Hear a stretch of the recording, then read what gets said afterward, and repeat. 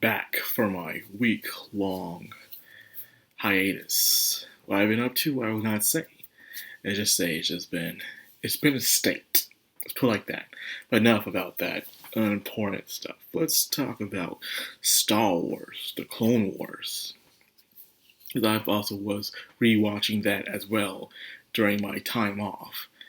And that's the reason why I was having my time off. Because that would be ridiculous. It's just because I was watching a show, I was doing nothing else. That's ridiculous. Perish the thoughts. But anyways, this show that truly gripped me my love for Star Wars. Before then, when I was a kid, when Star Wars came out, the thing everyone was talking about was Star Wars Episode 1, The Phantom Menace.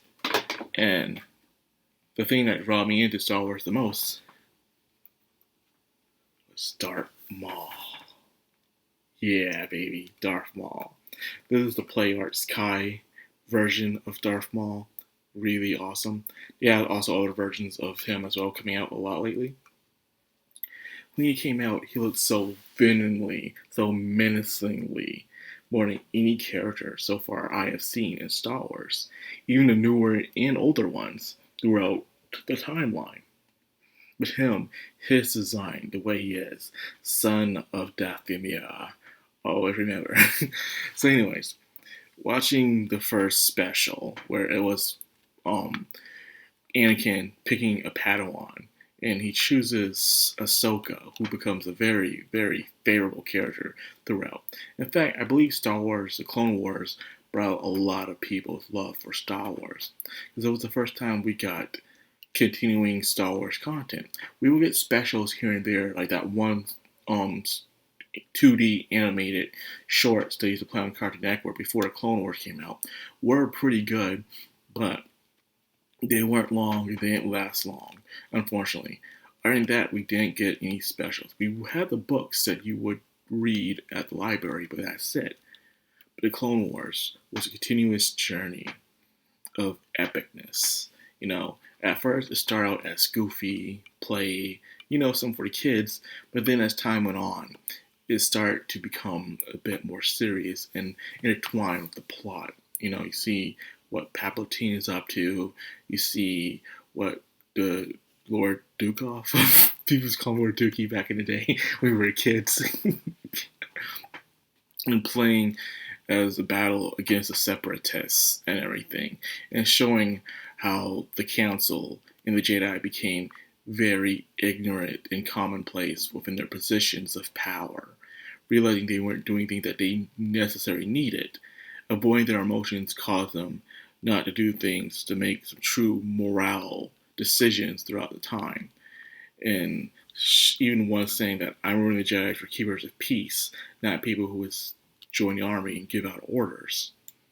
And that was the problem with the Jedi. They were becoming something more than they shouldn't have been, and everything, taking control because of the sake of war. So when the Phantom Menace, Darth Maul was cut in half and he fell, and that was the end of it. When I was a kid in second grade, I would love this character. I was like making up fake stories saying how, oh, he's not dead. He's going to come back one day. I am dead serious. When I was a kid, I would say this all the time to my friends, saying, this dude is going to come back, man. They ain't find nobody. and I would not shut up about it. Like, this dude would come back. So imagine me after graduation in high school, I believe, or was it near the end of high school. I can't remember. And you see a trailer of him coming back, and all my childhood memories came back. Like, yo, I was just making stuff up. I was right. He's still alive. He's actually alive. So then they're like, yo, but first they show his brother, the Savage guy. And he was ruthless, but he couldn't truly control himself no matter what. He became a useless apprentice to everyone except for Darth Maul when he came back. So as time goes on throughout the series, you start to see the corruption unfolding, things slowly being passed by, especially with the clone troops. The clone troops were brilliant.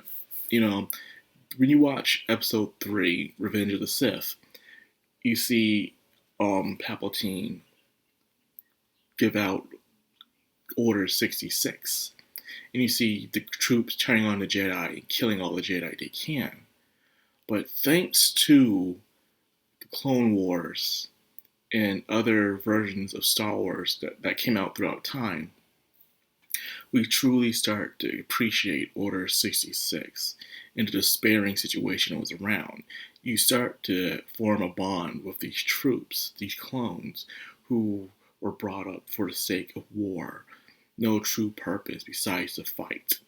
But the Jedi and other people rounded around them create friendships, and sometimes they were being abused by other people, real jerks.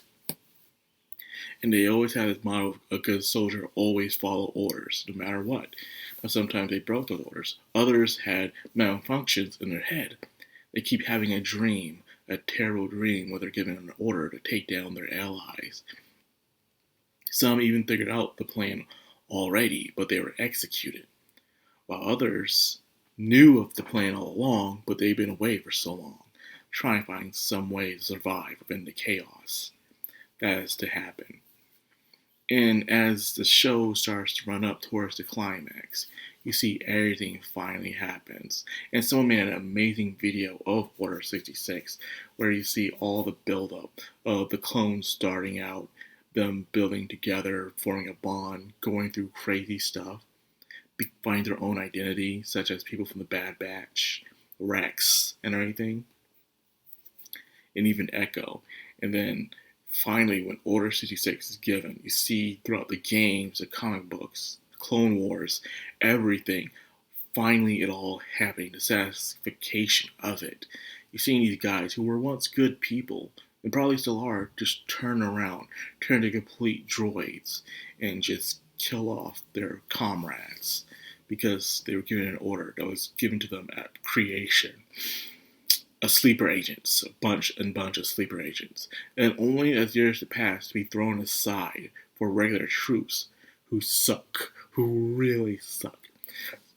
So when you watch the Bad Batch, you see the clones being replaced, and they're being replaced through regular people, and only because some dude up in command was like, I think the regular people will do a better job at being soldiers and stuff. In a way, no. They did not. The clones did all the heavy work, only be kicked out and pushed aside and abandoned for regular people who can't shoot for nothing. Remember, stormtroopers can't shoot for nothing. And Darth Maul still survived all in all. And how he ended was the way I was satisfied with him being ended. He ended on Tatooine, fighting against a mature Obi-Wan. One who knows what he must do, one where he is at peace, and he can get inside of Darth Maul's head, where Darth Maul himself could never move on. He could never move on from his past.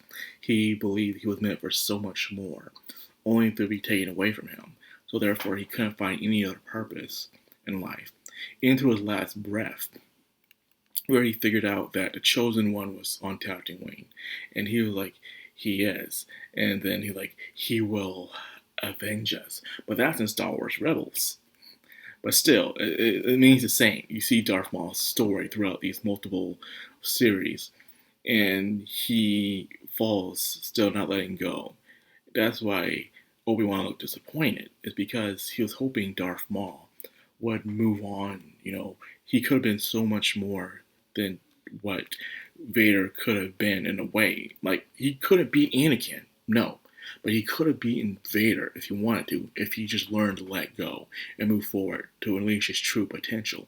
But he could never do that, and because of that, he lost. He lost to Obi, because in the fight, he was doing his old stance that he did when he first fought Obi-Wan in Phantom Menace, only for Obi-Wan to change his stance instead, to show that he has moved on, he has changed, where Darth Maul hadn't. So he was trying to replay the battle again on how he destroyed his former master, the guy who could have changed everything.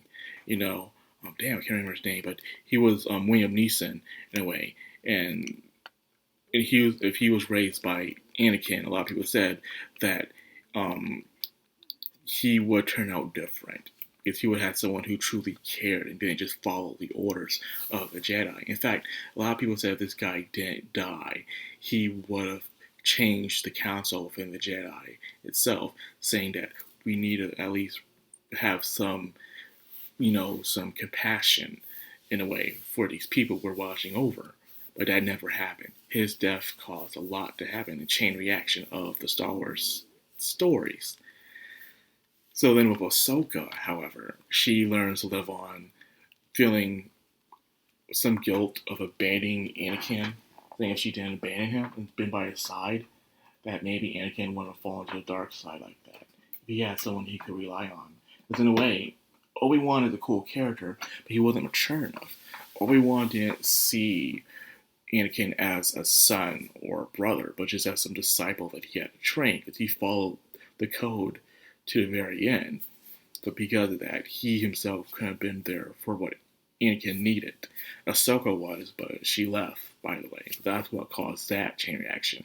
The final season was amazing, everything but those 4 or 3 episodes where Ahsoka's on her own little journey with those 2 chicks that you see in a Bad Batch, which I do not care for. No one cared for that arc, which is a useless arc, them trying to introduce their own new characters. And no one liked them because they were the exact stereotype characters you expect in modern era, unfortunately. So yeah, that was just all. No one cared about that. But that ending, though, the ending to the season finale, the last arc of the Clone Wars was beautiful. My goodness, it was beautiful. And it had to do with Ahsoka fighting Darth Maul. Darth Maul warning her of everything. And she chooses to ignore it. Why does everyone keep ignoring this man? Why? I don't know why. They just do. And because of that, this happened. Congratulations, you dumb. Anyways.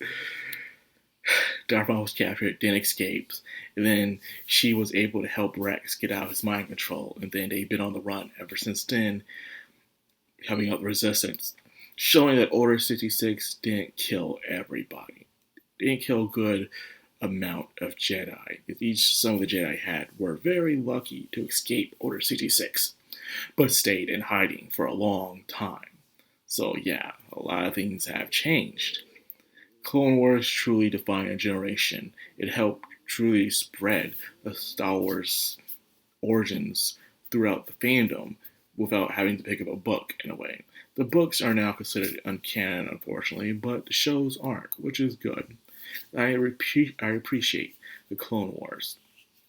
I was able to mature as long as you grew with the Clone Wars, in which it did as time went on. You matured as the show grew up, and it was nice to watch. It was a show that grew with you because it started out as jokey and wacky to a bit more serious. Like, we need to change the show to a different direction, and they did. And when they did that, it worked. So yes, Star Wars: The Clone Wars is definitely a must watch, and I hope you guys give it a try. It was a nice watch. I might, it makes me want to find some way to read those old books that I used to have back in the day. When I go to my library, and these have different Star Wars books, like Jabba the Hutt's father seeking revenge against him, or was it the son? I think it was the father. Jabba the Hutt's father was seeking revenge against him, finding out who killed his son. And it was the princess and everything, by choking him out. That was the service he was asking for, but it's the one he got. But anyways, it was nice taking a trip down memory lane. Really nice. It's a shame we won't get anything good like that again. Like, The Mandalorian is okay, and The Bad Batch ended, so there's no more of that. And the other ones have been, well, I heard that Andor was really good. And I tried watching it, but the first season was such a slow burn. Like, my goodness, nothing really happened in it, and I understand the situation. I might give it a watch later on down the line, but other than that, Star Wars has not been very good with the crazy ideas that Disney had and the agenda they were trying to push. Just ruined it all. But nonetheless, you can always remember the good times. So anyways, that's like this video. I hope you guys enjoyed it. If you did, like, comment, subscribe, and of course, hit that bell icon. This has the Madcrownxox, all anime. Signing out.